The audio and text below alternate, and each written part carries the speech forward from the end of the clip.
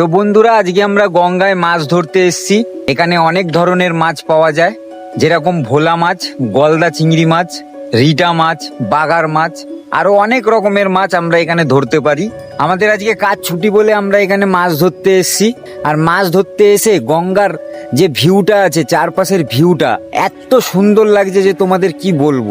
চলো তোমাদের চারপাশের ভিউটা আমরা একটু তুলে ধরি, দেখো তাহলে তোমরা চারপাশের ভিউটা কিরকম লাগছে। তো গাইস দেখো, লঞ্চটা দেখতে পাচ্ছ তোমরা, আর এখান থেকে আরেকটা লঞ্চ আসছে। এটা হচ্ছে বাংলাদেশের লঞ্চ। এরা এসছে আমাদের বিটিপিএস মানে থার্মলে ছাইগুলো নিতে। দেখো কত সুন্দর।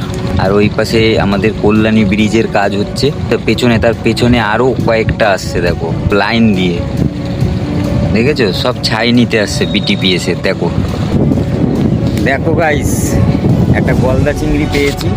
দেখো অনেকক্ষণ ধরেই খাচ্ছিল, বাট তুলতে পারিনি। দেখো গলদা চিংড়িটা কত বড়, দেখো চিংড়ি মাছটা।